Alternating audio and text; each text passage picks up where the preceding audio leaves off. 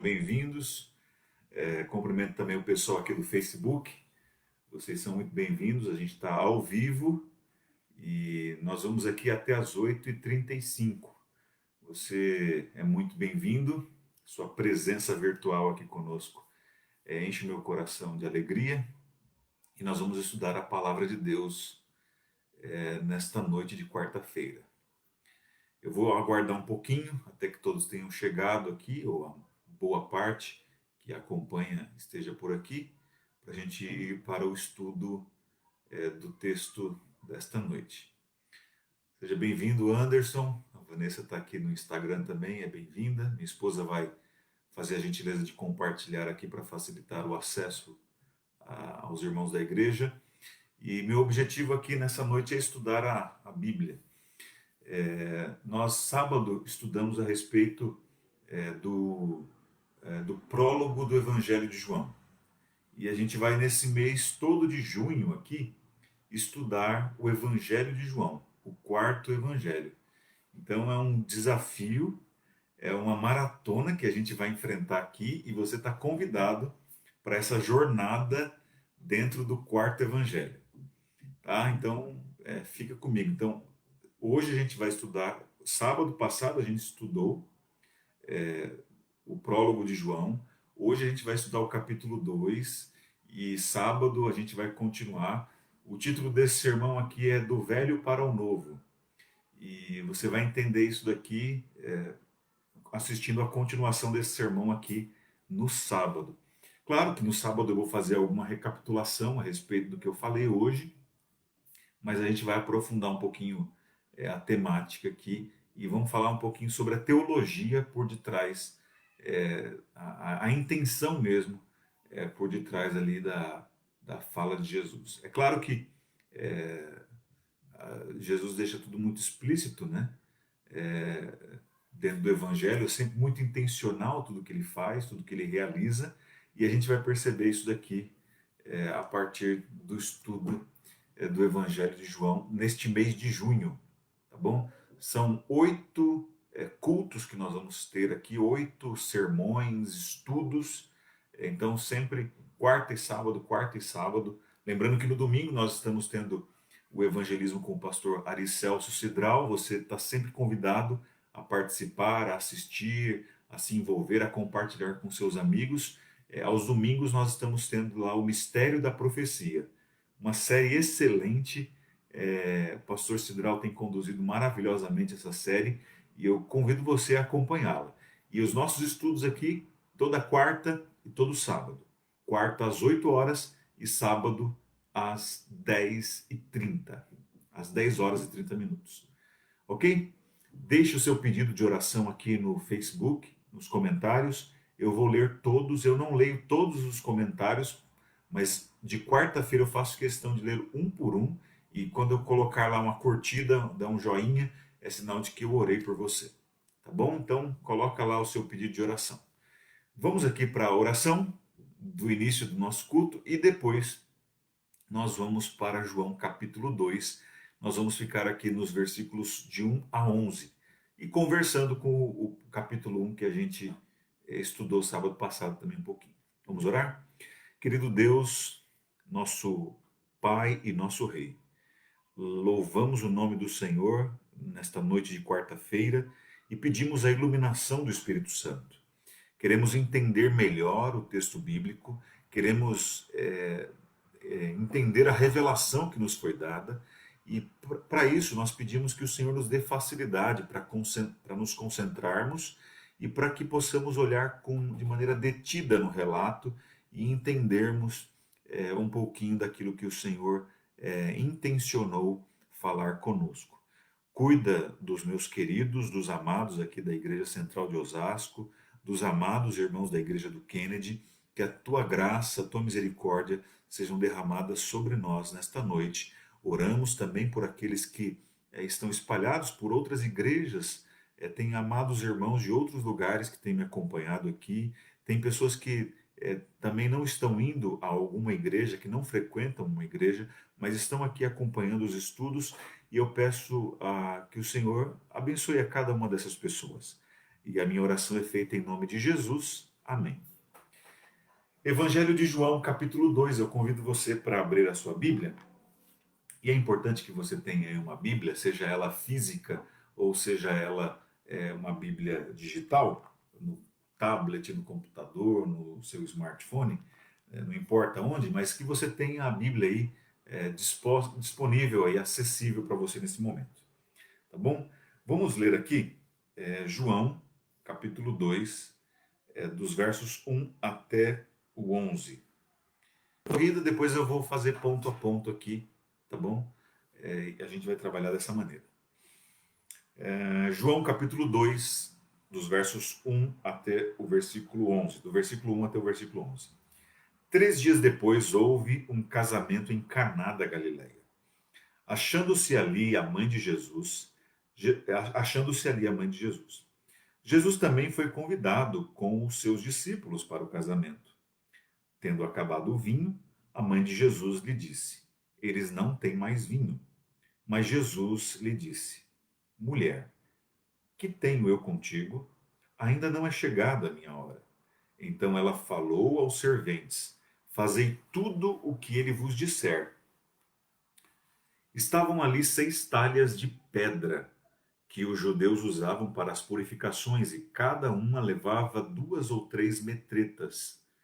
Jesus lhes disse: Enchei de água as talhas. E eles a encheram totalmente.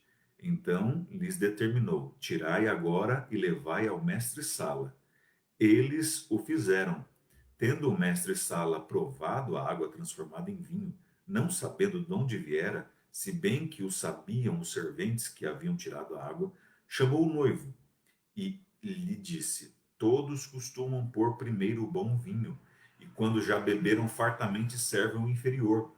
Tu, porém, guardaste o bom vinho até agora.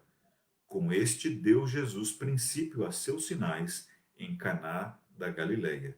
Manifestou a sua glória e os seus discípulos creram nele. Esse é o texto para o nosso estudo e reflexão nesta noite. E eu quero dizer para vocês o seguinte: nós não vamos conseguir esgotar tudo que está aqui.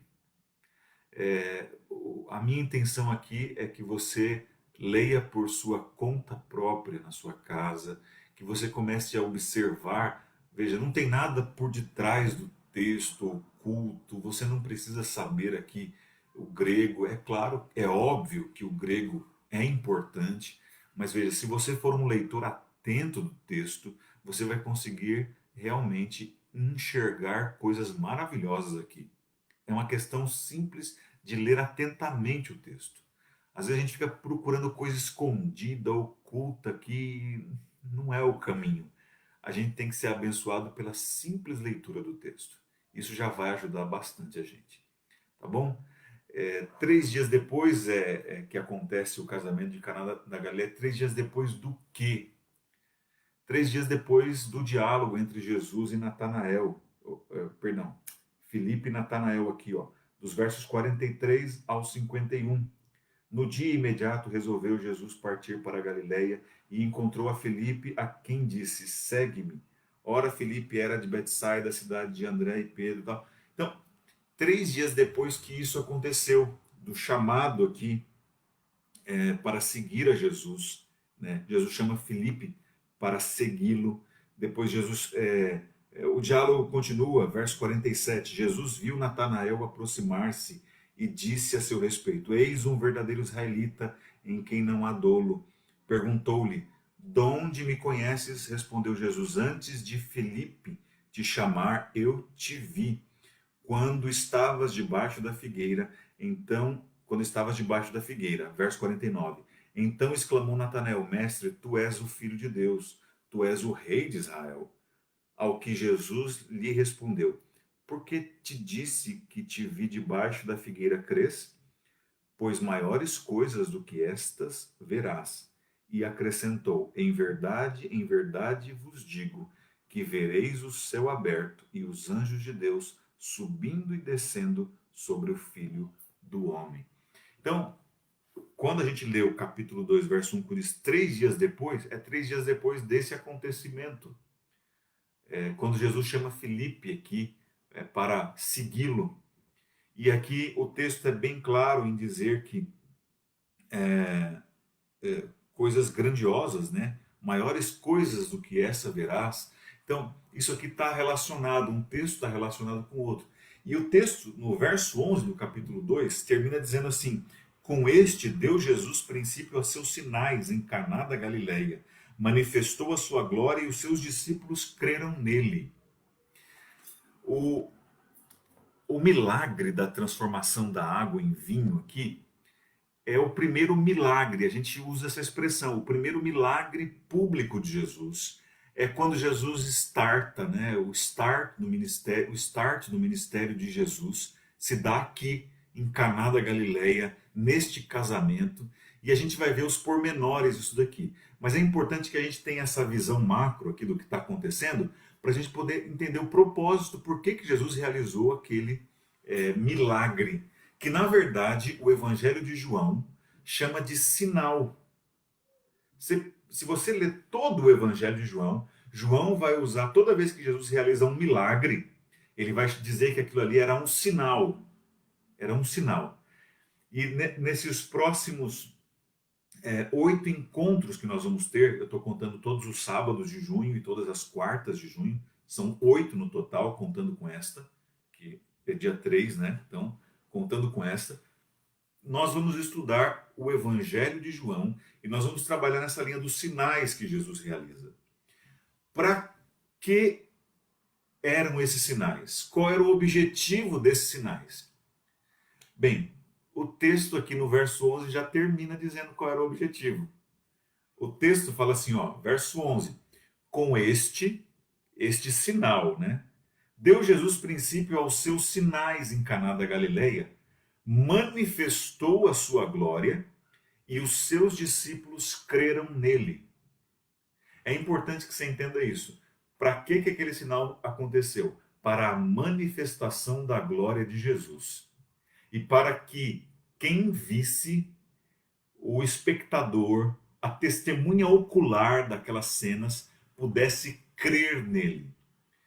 Você se lembra que sábado, quando eu preguei o sermão falando sobre o prólogo de João, eu disse que o prólogo de João, e o prólogo, só para contextualizar aqui para você que talvez está assistindo pela primeira vez, ou não assistiu sábado, melhor dizendo, o prólogo são os 18 primeiros versículos do capítulo 1. Esse é o prólogo, é essa introdução do livro. Esse prólogo, essa introdução, esse preâmbulo do livro do quarto evangelho tem um objetivo.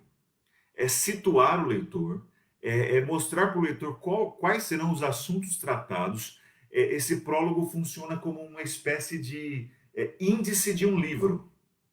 Quando você compra um livro, se você é como eu, você vai pegar o livro, você pega o livro, vou pegar aqui um livro, você pega esse livro aqui, é o livro que eu estou lendo agora, Autoridade Bíblica Pós-Reforma, de Kevin Van Hooser. Bem, é só um detalhe, só para você saber o que eu estou lendo. Aí você pega o livro, você vai ler o título, Autoridade Bíblica Pós-Reforma. Você lê aqui uma espécie de continuação do título, mas que fala Resgatando o Solas segundo a essência do cristianismo protestante puro e simples. O nome do autor, a editora, Kevin J. Van Hooser, editora Vida Nova. Você lê o que está escrito na contracapa, você lê o que está escrito nessa aba aqui, eu acho que esse é o nome, que são geralmente as recomendações, os outros, geralmente os autores, os seus pares se recomendam. Então aí você pega aqui um teólogo, um professor de teologia, você tem aqui Michael Horton, que faz aqui uma recomendação do livro. Você tem aqui nessa outra letra quem é o autor, a foto dele e uma breve biografia. Geralmente é assim que eu faço, né? Eu não sei você, eu sou uma pessoa que gosta de ter o livro físico. Eu tenho livros digitais, mas eu gosto do livro físico, eu gosto de pegar, eu gosto de sentir o cheiro do novo. Eu não sei, eu acho que eu sou das antigas, né? Mas eu gosto disso, né? E aí, a próxima coisa que eu vou fazer, depois de ler a capa, contra capa, as abas, ver as recomendações, ver quem é a breve biografia do autor, sentir o cheiro de novo do livro, eu vou para o sumário do livro, o índice do livro. E aí eu vou ver assim, o que esse livro trata. Bem, esse livro trata sobre a autoridade da Bíblia, depois da reforma. Deixa eu ver o que ele... ele faz...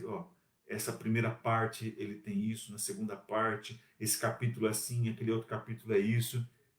E aí, às vezes, um capítulo me chama a atenção e eu curiosamente salto o início do livro e leio o que me chamou a atenção.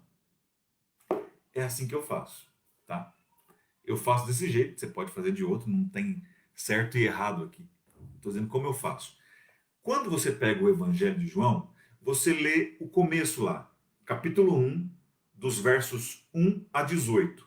Ali é o sumário, é um resumão, é um índice que vai te direcionar assim, ó, esse livro vai tratar sobre esse assunto, esse livro vai tratar sobre esse assunto, esse livro vai tratar sobre esse assunto. E aí você vai buscar isso daí. Quer ver? Ó, olha aqui, eu fiz esse exercício no vídeo passado, no culto de sábado. Então, se você quer acompanhar o exercício, vai lá no comecinho, você não precisa assistir tudo se você não quiser, mas assiste o comecinho do vídeo e você vai ver o exercício que eu fiz com quem estava acompanhando aqui. E o texto diz assim, vamos lá vamos fazer o exercício com o texto de hoje. Com o texto de hoje. Pega lá Evangelho de João, é só você virar uma página, capítulo 1, tá? Capítulo 1. E aí a gente descobre o seguinte. Vamos pegar aqui o capítulo 1, o versículo 12. O versículo 12. O 11, vamos pegar o 11. O 11 e o 12. Veio para o que era seu, e os seus não o receberam. Jesus está aqui, João está relatando que Jesus veio, mas nem todos receberam Jesus. É isso que ele está dizendo. O verso 12 diz assim, mas, uma partícula adversativa, mas. Ele está rompendo com o que ele disse antes e introduzindo uma nova ideia. Ou, pelo menos, ele está dizendo assim, ó, teve gente que não recebeu, mas, olha o que ele fala, a todos quantos o receberam, deu-lhes o poder de serem feitos filhos de Deus. Olha só, a todos quantos o receberam, deu-lhes o poder de serem feitos filhos de Deus. Vírgula, a saber, aos que creem no seu nome. Aos que creem no seu nome. Essa ideia de crer em Jesus no Evangelho de João está presente do começo ao fim. Do começo ao fim. No verso mais famoso do Evangelho de João, que eu acho que você vai concordar comigo, que é João 3,16, está presente. Olha lá, se você pegar João 3,16, você poderia falar de cor aqui. E João 3,16 assim, porque Deus amou ao mundo de tal maneira que deu o seu Filho unigênito, para que todo o que nele crê não pereça, mas tenha vida eterna. Então, o crer em Jesus está presente do começo ao fim no Evangelho. Do começo ao fim. E aqui no verso 14, no verso 18 do capítulo 1 de João, ele fala do unigênito, o Filho unigênito de Deus. E vai lá para João 3,16. Você está entendendo quando eu falo que é um sumário, que é um índice, que o prólogo funciona como essa tabelinha no início para dizer assim, ó, a gente vai tratar desse assunto. É nesse sentido que eu estou dizendo. E a gente vai estudar nesse mês de junho, todo ele. E eu estou reforçando porque se você quer ter uma visão panorâmica do Evangelho de João, acompanhe os próximos cultos. E eu não estou fazendo propaganda enganosa, né? Nada disso. Gente, é fantástico entender isso aqui. É fantástico. É assim, é libertador para a mente compreender tudo isso daqui. Porque a gente tem uma ideia de quem era Jesus, porque Jesus assim é pintado de um jeito para a gente muitas vezes que não é o jeito correto que a Bíblia está ensinando. E a gente vai ver na Bíblia aqui quem é Jesus. Você pega aqui o versículo 14, diz assim, E o Verbo se fez carne e habitou entre nós, cheio de graça e de verdade, e vimos a sua glória, glória como do unigênito do Pai. Aí você pega o verso 18: ninguém jamais viu a Deus. O Deus unigênito que está no seio do Pai é quem o revelou. E aí, quando você lê João 2, verso 11, você entende. Com este deu Jesus princípio a seus sinais em Caná da Galileia, manifestou a sua glória e os seus discípulos creram nele. Fechou? Você entendeu? Olha que legal isso daqui. Que coisa incrível a gente entender dessa maneira conectada.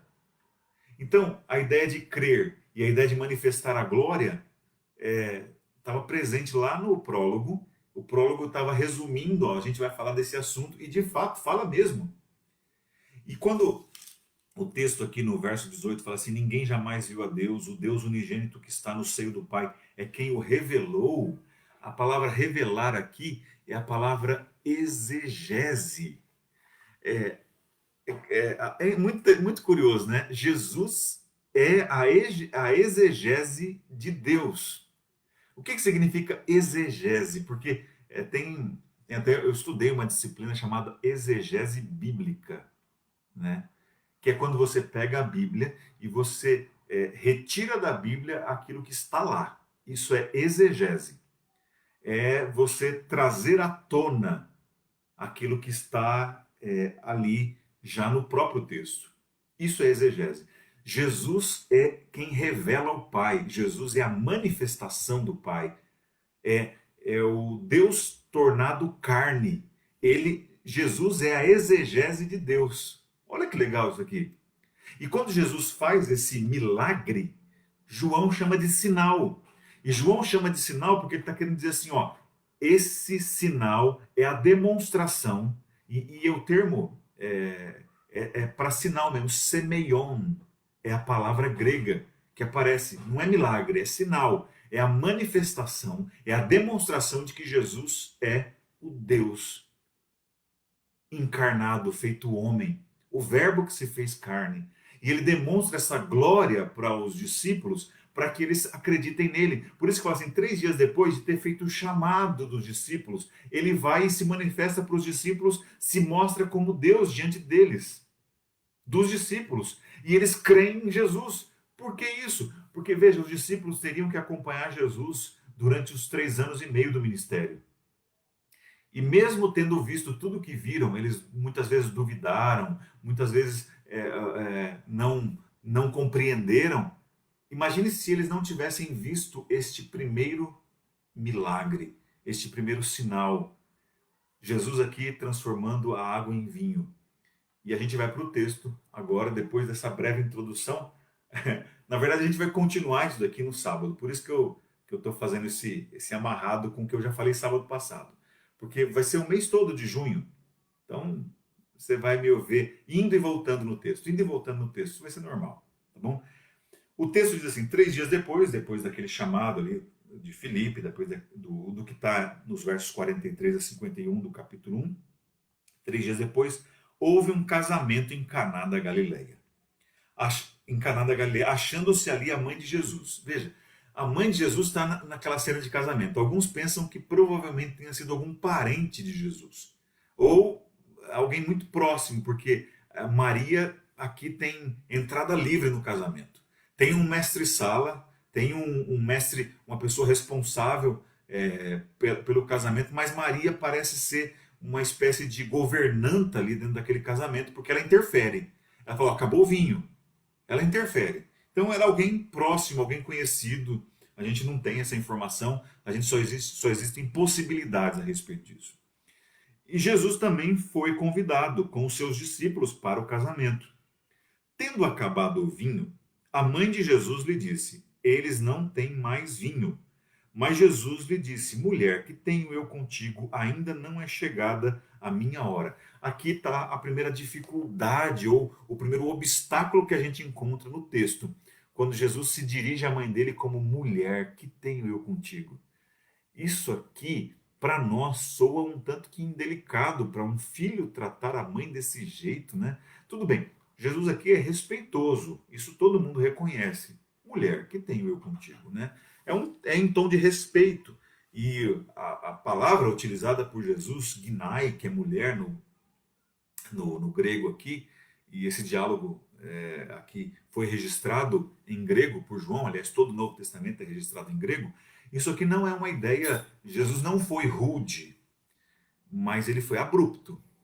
Isso você pode ter certeza. Maria, quando ouviu mulher, ela recuou assim. Eu imagino, estou imaginando a cena. Porque é mais ou menos isso que quando o leitor está lendo no grego, quando ele lê, ele, opa, até no português mesmo, você lê, opa, aconteceu alguma coisa aqui. Jesus não foi rude, Jesus não foi grosseiro, ele não era assim.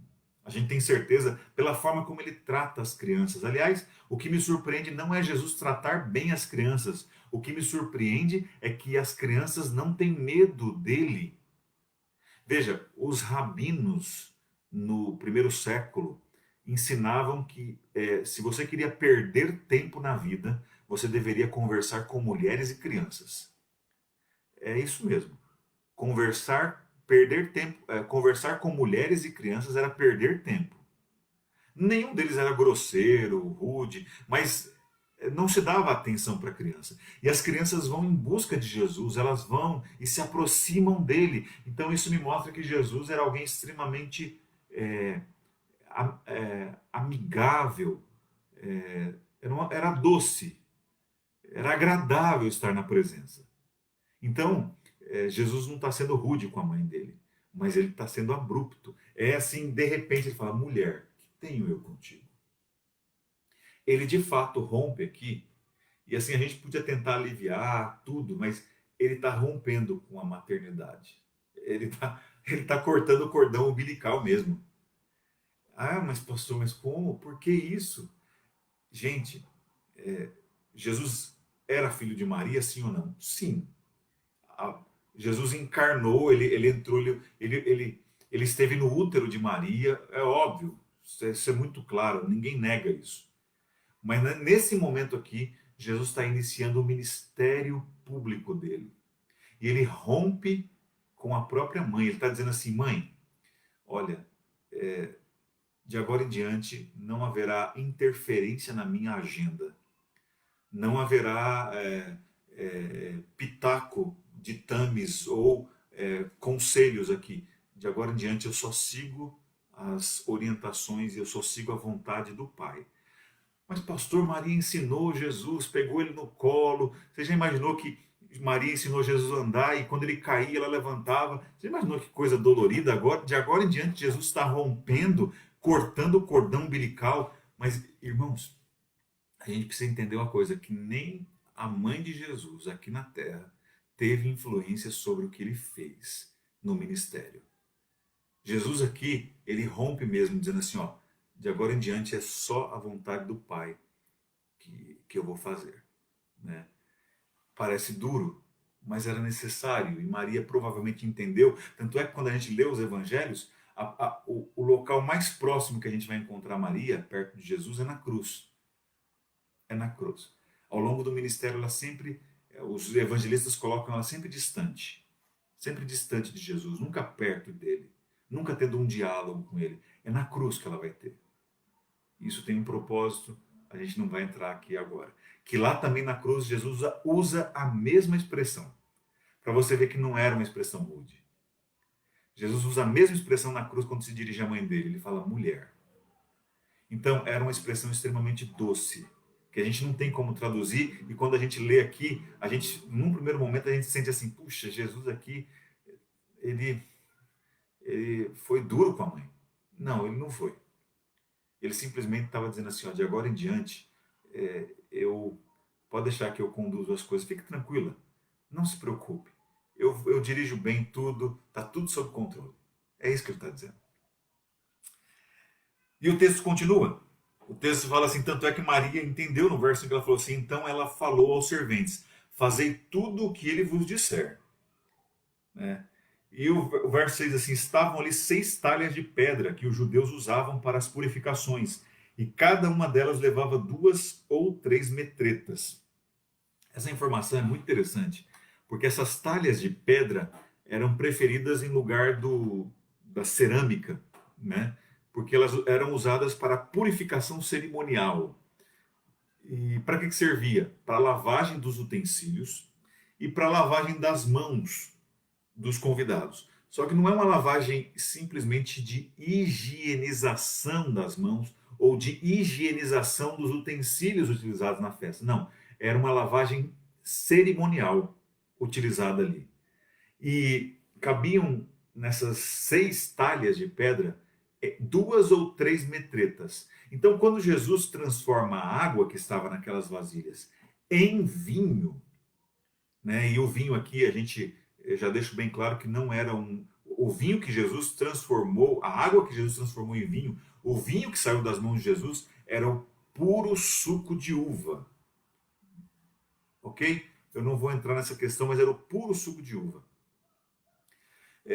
E aí Jesus transformou ali, irmãos, depende de quanto você vai entender. Se foram 2 metretas, foi uma quantidade. Se foram 3 metretas, foi uma outra quantidade.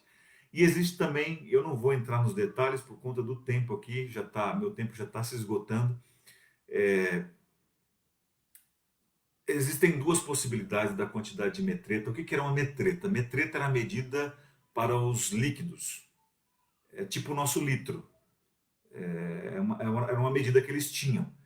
Então, se a gente fazer as contas aqui, a quantidade máxima de uma metreta era a quantidade de 39 litros. Isso era uma metreta, a quantidade máxima. Tinha um outro valor que alguns entendem, eu vou trabalhar com o máximo. Se você fazer essa multiplicação, Jesus provavelmente, aliás, Jesus multiplicou, mas aproximadamente, Jesus multiplicou quase ou aproximadamente 700 litros de água. Ele transformou em vinho, em puro suco de uva. E o texto aqui continua. O texto diz assim, verso 8, verso 7. Jesus lhes disse: enchei de água as talhas, e eles a encheram totalmente. Então lhes determinou: tirai agora e levai ao mestre-sala, e eles o fizeram. Tendo o mestre-sala provado a água transformada em vinho, não sabendo de onde viera, se bem que o sabiam os serventes que haviam tirado a água, chamou o noivo. E lhe disse: todos costumam pôr primeiro bom vinho, e quando já beberam fartamente, servem o inferior. Tu, porém, guardaste o bom vinho até agora. Com este deu Jesus princípio aos seus sinais em Caná da Galileia. Manifestou a sua glória e os seus discípulos creram nele. Veja só, uma festa de casamento em Israel poderia durar até 7 dias, até uma semana. E faltar vinho seria de fato um fator muito constrangedor para o noivo. E aqui Jesus transforma, Jesus muda a água para o vinho. Daí vem a nossa expressão da água para o vinho. Do velho para o novo. É aqui que Jesus muda a, a compreensão. Jesus começa mudando. O primeiro milagre dele tem a ver com mudança. E isso tem implicações muito grandes para mim e para a sua vida. Jesus veio para mudar você. Do velho para o novo. Do velho homem para o novo homem. Do vinho fermentado para o vinho bíblico do suco de uva. O puro suco de uva. Jesus veio transformar a sua vida. E curioso aqui, não sei se você foi um leitor atento, porque eu falei tanta coisa, mas olha os personagens deste capítulo. Aqui aparece a mãe de Jesus, Jesus, os discípulos, os serventes, o mestre-sala, o noivo. Quem está faltando? Quem está faltando? O alvo das atenções num casamento sempre é a noiva. E cadê a noiva desse casamento? Cadê a noiva desse casamento? Me acompanha no sábado. Me acompanha no sábado. 10h30 da manhã eu estarei aqui. São 8h34. E a única lição que eu quero aplicar para a sua vida é que Jesus quer mudar da água para o vinho a sua vida. Jesus quer mudar, transformar você. Essa é a proposta de Jesus. Lembra que eu falei sábado passado de que o texto de João começa: no princípio era o verbo. Quando você lê essa expressão no princípio, para onde é que a sua mente é direcionada? Muito bem, isso mesmo. Para a criação. Jesus no Evangelho de João está recriando, mudando situações. Eu espero que a sua vida seja transformada pelas mãos de Jesus. Permita isso. Permita que Jesus transforme você. Vamos orar? Senhor, nosso Pai e nosso Rei, muito obrigado porque estudamos a Bíblia. E que gostoso, Senhor, ela nos deixa com um desejo sempre, com um gostinho de quero mais, um desejo de que precisamos aprender mais. Mas, Senhor, muito mais do que um exercício cognitivo aqui, que nós possamos, que possa acontecer conosco uma transformação da mente, uma renovação completa do nosso ser, da água para o vinho. Senhor, modifica, remapeie os circuitos neurais, reprograme os caminhos do prazer na nossa mente, que possamos sentir prazer naquilo que o Senhor tem prazer, naquilo que o céu tem prazer, que possamos sentir prazer na oração, no estudo da Bíblia, na comunhão com os santos, na comunhão com o céu. Cuida dos meus amados que estão aqui até agora me assistindo e que a tua bênção esteja sobre a vida deles. Que assim como o primeiro sinal manifestador da glória de Deus para que os discípulos crescem foi num casamento, na transformação da água em vinho. Senhor, que nós possamos nos casar contigo, ter um relacionamento de pureza, um relacionamento de intimidade com o Senhor e que possamos viver inteiramente para ti. Fica com cada um dos meus amigos que estão aqui, dos irmãos da igreja, da amada igreja de Osasco, da amada igreja do Kennedy e de outras igrejas que nos acompanham aqui. É a prece que faço e eu oro em nome de Jesus. Amém, Senhor. Muito obrigado, meu amigo, pela sua paciência, pela sua audiência, pela sua presença virtual aqui. Que Deus te abençoe. Eu aguardo você sábado às 10h30. Eu espero você aqui. Beijo. Fique com Deus, viu?